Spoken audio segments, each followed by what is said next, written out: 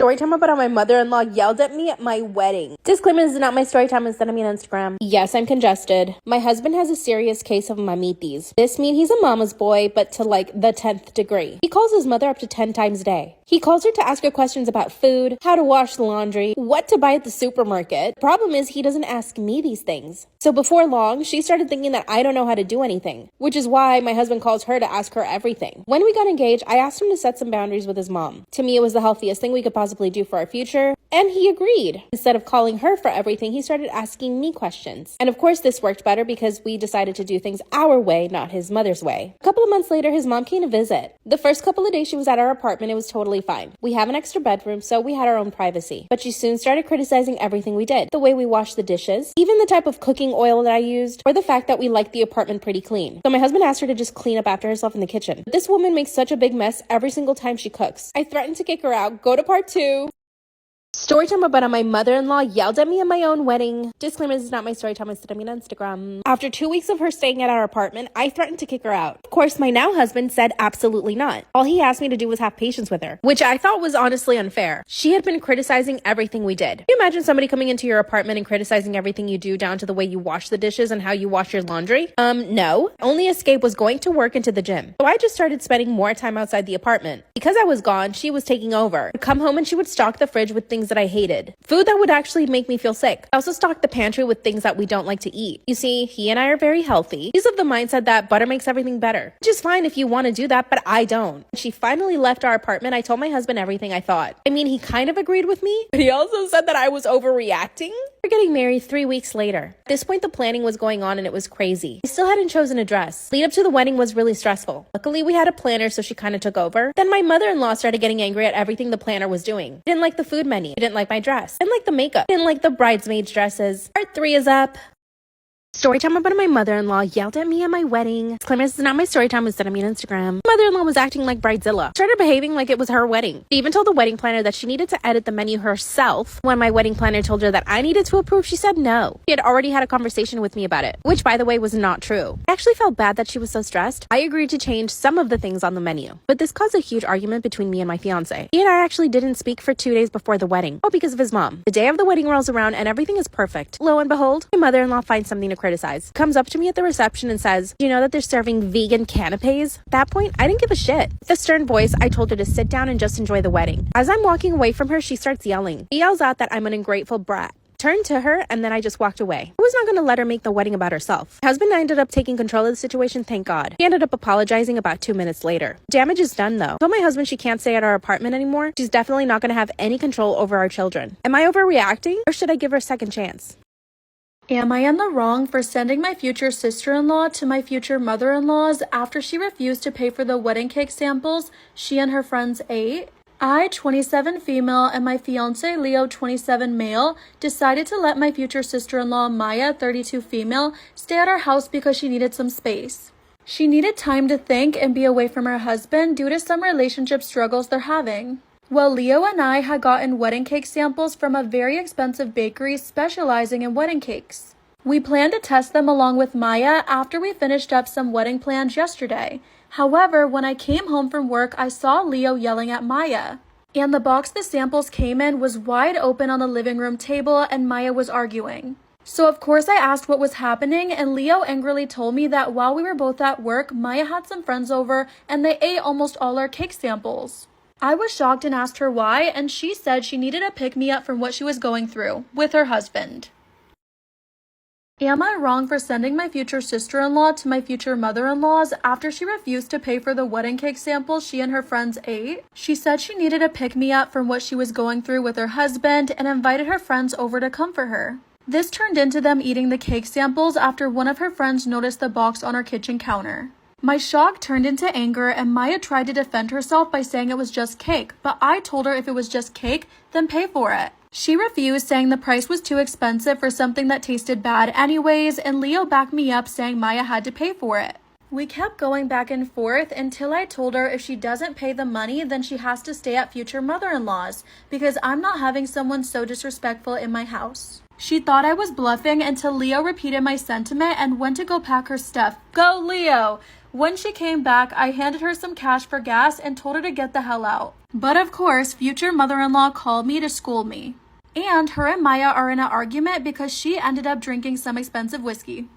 Am I wrong for not wanting to give my younger daughter's future wedding fund to my older daughter's home deposit? Me, male 59, and my wife, female 53, have 2 daughters. Let's call them Rose, female 27, and Lily, female 24.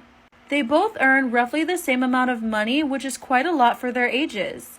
Rose has a 2-year-old and a husband who earns a fair bit less, and Lily has a boyfriend who earns a bit more. They both inherited a big chunk of money from my mother, enough for a 10 to 15% deposit on a house they could buy. The thing is, Rose has always lived beyond her means, and certainly her husband's. They've alluded to using some of their savings when their daughter Poppy was born, despite my wife looking after Poppy full-time while my daughter worked. And her husband recently confessed he hasn't saved a penny in almost 10 years. On the other hand, Lily and her boyfriend have almost doubled the original amount saved and never have issues with money, while we constantly seem to help Rose. Am I wrong for not wanting to give my younger daughter's future wedding fund to my older daughter's house deposit? Lily got approved for a lovely house with a 25% deposit. Rose had an offer accepted, but due to commuting costs and childcare, they could only get a mortgage for roughly half what they thought and only have 5%. So Rose asked Lily how on earth she'd been accepted on a bigger house as a younger couple. Lily was honest and told her how much they made as a couple and how much they were putting down, and Rose broke down. We paid for Rose's wedding and plan to do the same for Lily, but so far she's insisted she doesn't need the help. I want to keep the money so we can still offer it, but my wife wants to give it to Rose. Am I wrong for splitting the bill at dinner and not letting my boyfriend pretend he paid? I, 24 female, have been dating Ben, 26 male, for 8 months. For context, Ben and I are from different income brackets, and he's expressed that sometimes he feels a little weird about this. That's because he's a gentleman at heart, but says it's hard to treat me since I'm not really impressed by his gestures. I've said many times I'm not concerned about those kinds of things either way, but it does come up periodically. Well, last night, Ben and I went to dinner with 6 of my friends, and there were 3 men and 5 women. At the end of the dinner, the 2 guys, Max and Harry, said they would get the bill as the guys usually do when we're out. Ben quietly said to me he wasn't really comfortable with the guys paying for his dinner, so I said I'd chip in with the bill. Ben said thank you, but asked if he could chip in and I could pay him back later because he didn't want the guys to know I was paying. This struck me as totally absurd because firstly, it's an unnecessary step. Second, I assumed he couldn't split the cost. And third, I felt like he was trying to enter a pissing contest with my friends, which was just childish. So I said no and told everyone I would chip in a third of the bill. No one batted an eyelid, but Ben was sulking. He's now mad at me saying I emasculated him and made him look bad in front of my friends. I think he's being so dramatic because my friends couldn't care less, and I think he needs to get over himself. So, am I wrong for not letting him save face? I think this story is kind of interesting to me because everybody's so split on Reddit. The Reddit user is throwaway free dinner on Am I the A word?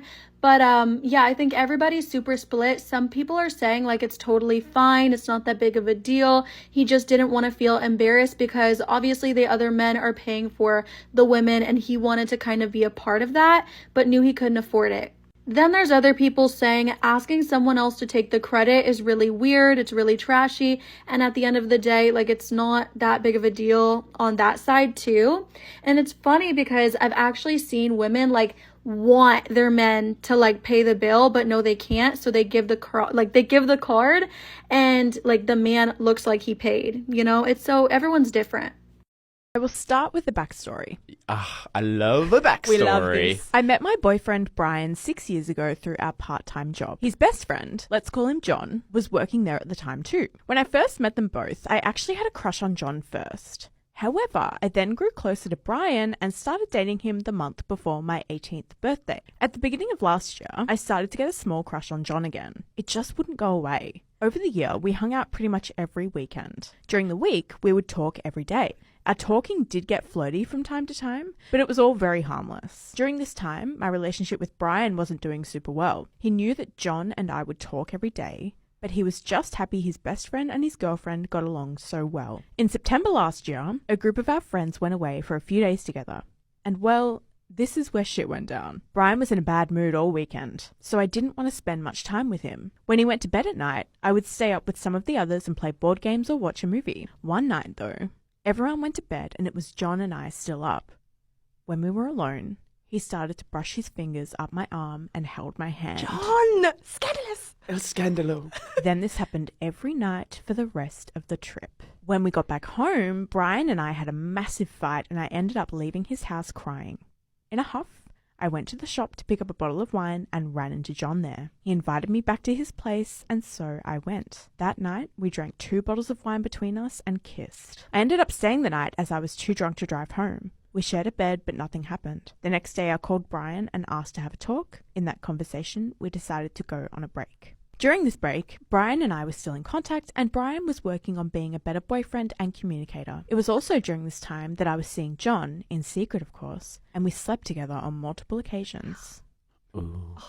The toxic part of me is like, yes! But no. Drama. He would even come over to mine and we would cook dinner and dance around the kitchen together. If I'm honest, he was giving me everything I wanted from Brian but never got. So I broke off contact with Brian. I felt guilty for stringing him along while I was having a great time with John. However, when Brian and I cut contact, John also got distant with me and started to ghost me. Ooh. Later on, I found out it was because Brian had asked him to stop talking to me. I guess it's fair enough because they're best friends, but I would have appreciated it if John had told me at the time. Since then, Brian and I have gotten back together and our relationship couldn't be better. Oh. John, meanwhile, has a girlfriend. At the beginning of this year, our group took a trip to a nearby winery. After a few drinks, it started happening again. John started to get touchy with me by rubbing my legs under the table and grazing his fingers along my lower back when he thought no one was watching. John, get your hands away! And Those frisky little hands of yours, Jonathan. And all these things gave me massive butterflies in my stomach and tingles all over my body. When we got home from the trip, we started to talk occasionally, but not often. I have recently been having dreams about John and can't stop thinking of him. However, my relationship with Brian has been the best it has ever been, and he has brought up getting engaged multiple times this year. I can see myself having an amazing life with Brian, but I can't stop thinking about John. What do I do?